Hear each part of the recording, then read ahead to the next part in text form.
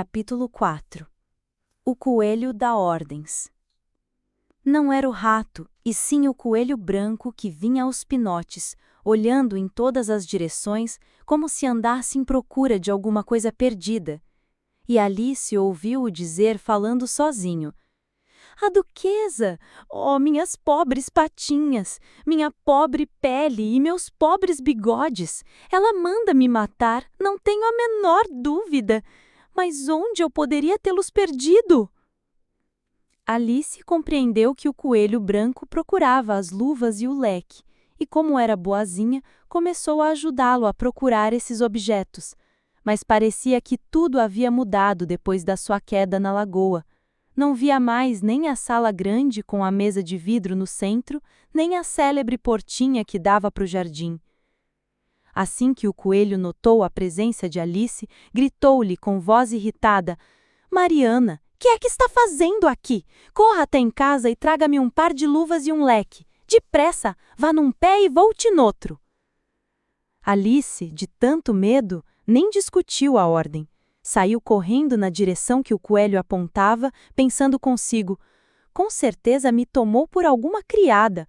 Vai ficar muito surpreso quando der pelo engano.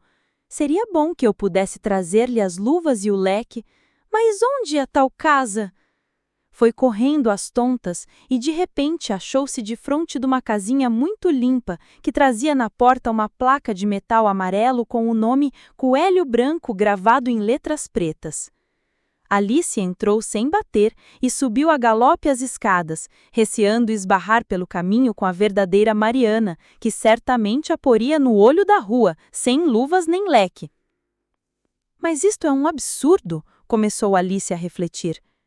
"É um disparate eu a esbofar-me para fazer o que um coelhinho manda. Qualquer dia a Diná põe-se a me fazer de criada também." E começou a imaginar as cenas. Imaginou que a sua governanta a chamava para ir ao dentista, assim: "Dona Alice, vamos, são horas do dentista." "Espere um pouco, Dona Quitéria", respondia a menina aflita. "A Diná me pôs aqui de guarda a este buraquinho de rato e eu não posso sair sem licença dela." Assim, imaginando tais maluquices, a travessa menina entrou num quartinho que estava de porta aberta e viu sobre a mesa do toucador um leque e vários pares de luvas brancas. Escolheu um deles, agarrou o leque e dispunha-se a sair quando notou uma garrafa perto do espelho. Não havia rótulo dizendo "beba-me", mas Alice abriu-a e provou o líquido, pensando: "Sei que acontece sempre alguma coisa estranha quando como ou bebo neste país das maravilhas. Quem sabe se este líquido me faz crescer novamente? Já estou farta de ser pequenininha." De fato, assim foi. Mal bebeu uma parte do líquido e já espichou de tal maneira que a cabeça esbarrou no teto. Teve de parar de beber, senão ficaria de pescoço torto. Colocou a garrafa no lugar onde a encontrara e disse: "Basta! Espero que não crescerei mais, porque mesmo do tamanho que estou, não sei como sair deste quarto. Não passo mais pelas portas. Fui burra, bebi demais." Era tarde. O mal estava feito. Apesar de não ter bebido toda a garrafa, bebera demais e continuava a crescer lentamente. Alice foi espichando, espichando. Começava a não mais caber no quarto. Teve de ajoelhar-se, mas nem assim. Como continuasse a crescer, teve de enfiar os braços pelas janelas e os pés pela porta. Felizmente, aquele absurdo crescimento não foi além. Chegado até um certo ponto, parou. Mas a sua situação era das mais embaraçosas. Estava enormíssima, sem poder mover-se, com braços e pernas para fora da casa. "Que será de mim, meu Deus?"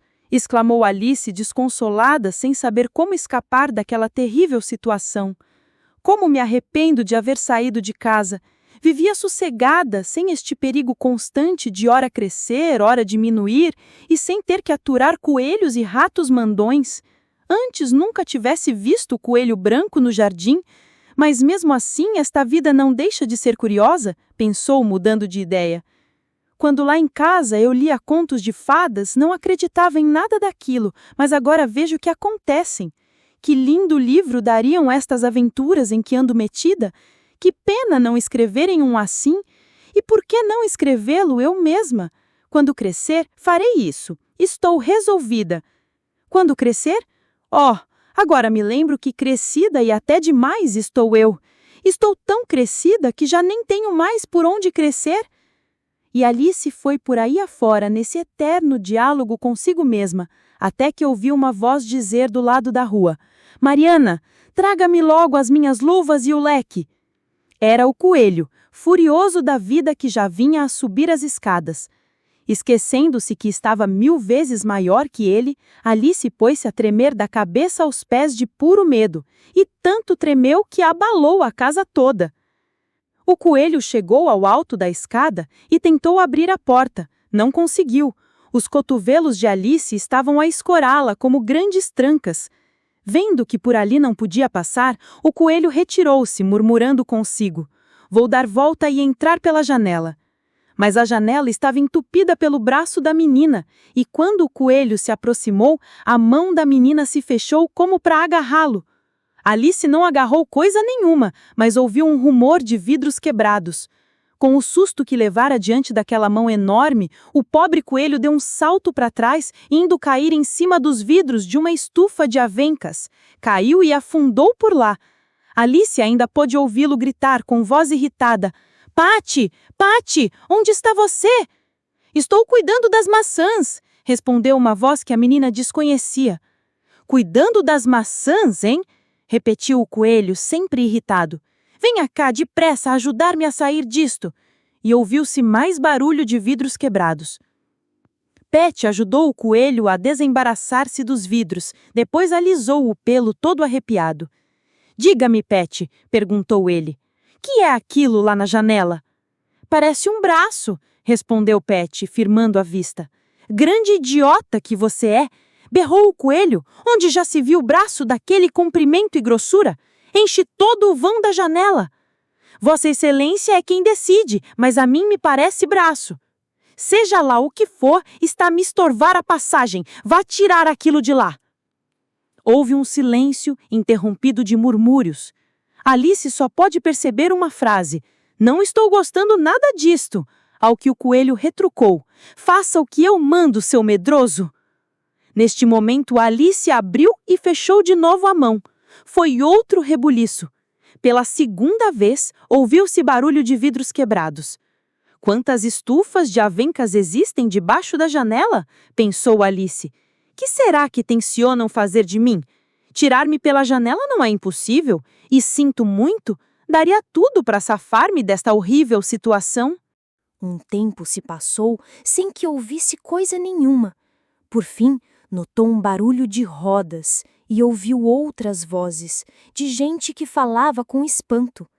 A menina pôde distinguir frases como estas: Onde está a outra escada? Eu só trouxe uma. Periquito que traga outra. Aqui, periquito, traga para aqui. Encoste-a nesse canto. Isso! Não alcança? Que pena! Temos que emendar uma escada noutra. Amarre bem, periquito. Será que o beiral do telhado aguenta? Cuidado com essa telha solta. Está cai não cai. Suba, periquito, e desça pela chaminé. Não tenha medo. Vá, ande. Alice pensou. Já sei quem vai aparecer pelo canudo da chaminé. É o tal periquito. Ele que venha, que quando aparecer lhe prega um pontapé. E encolheu-se o mais que pôde à espera, até que um animalzinho, que não pôde perceber qual fosse, surgiu embaixo da chaminé. Alice deu-lhe um pontapé com toda a energia. O pobre periquito voou pelos ares como um foguete, indo cair longe dali. Houve nova barulheira e muito corre-corre. Vá salvar o periquito, ordenava o coelho.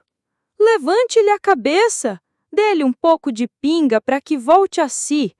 Vamos, rapaz, conte lá o que aconteceu. Não sei, respondeu o periquito, voltando a si e meio tonto ainda. Estou muito atordoado. Uma coisa misteriosa me fez subir pelos ares que nem foguete. Mais discussões e cochichos.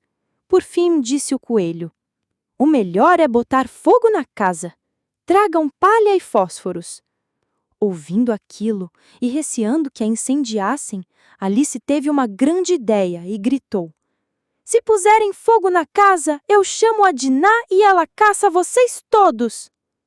Fez-se pesado silêncio, durante o qual Alice pensou: que será que vão fazer agora? Se fossem mais inteligentes, deitariam abaixo o telhado, mas aposto que nenhum ainda teve essa ideia. Passados uns segundos, ouviu-se de novo a voz do coelho. Para começar, basta um carrinho cheio, dizia ele.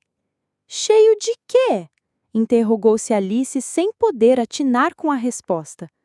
Dali a pouco, entretanto, soube de que era cheio o carrinho. De pedras.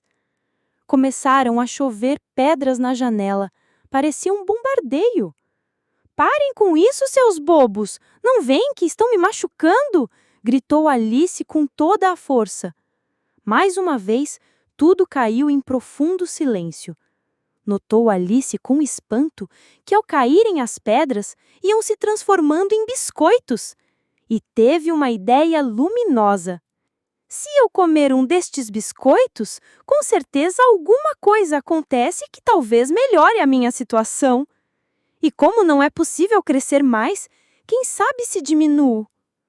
Alice comeu um dos biscoitos e logo sentiu, com imensa alegria, que lentamente começava a ficar menor.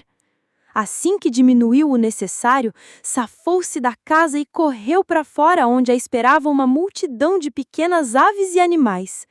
O tal periquito não passava de um lagartinho. Estava ainda tonto da queda, escorado por 2 porquinhos da Índia que lhe davam a beber goles de pinga.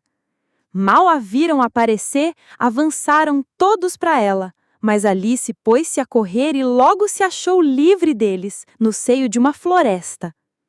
A primeira coisa que tenho que fazer, disse Alice enquanto vagava pelo bosque, é voltar ao meu tamanho natural. E a segunda é achar o caminho daquele jardim encantador. Não desisto de conhecer esse jardim. Bom era o plano, mas como executá-lo? Alice não tinha a menor ideia a respeito e começou a andar ao acaso pela floresta. De repente, ergueu os olhos para uma árvore e viu sentado num galho um cãozinho. O coitado, murmurou com piedade, mas logo se lembrou que podia ser um cão faminto dos que comem meninas e ficou transida de medo. Quase sem saber o que fazia, pegou uma varinha e ofereceu ao cão. Este saltou da árvore para apanhá-la. Alice escondeu-se atrás de um tronco. Apesar de muito pequeno, aquele cãozinho era maior que ela e podia comê-la como comeria um rato. Por isso, ficou a rodear o tronco, de modo que o bichinho não pudesse pegá-la, e em certo momento deu uma carreira e escapou para longe. Correu a mais não puder, só parando quando percebeu que o cão estava muito distanciado. Que pena! Era tão lindo! Exclamou Alice, sentando-se para descansar e abanando-se com uma folha de mato. Gostaria imenso de tê-lo comigo para ensinar-lhe uma porção de prendas, isso caso eu não fosse tão pequenininha. Vejo que tenho que crescer novamente e quanto antes. Mas como será? O que devo fazer? Suponho que tenho que beber ou comer alguma coisa dessa terra de maravilhas. Mas beber ou comer o quê? Eis o grande problema. Realmente, esse era o grande problema. Tinha que comer ou beber alguma coisa. Mas o quê? Alice olhou para as ervas e flores em redor e nada viu que lhe parecesse de beber ou comer. Nisto, avistou um grande cogumelo da sua altura. Examinou-o de todos os lados e lembrou-se de examiná-lo também do lado de cima. Trepou a uma pedra perto e dali pôde ver, sentado no topo do cogumelo, um bicho cabeludo que fumava calmamente o seu cachimbo e parecia indiferente ao que se passava em redor.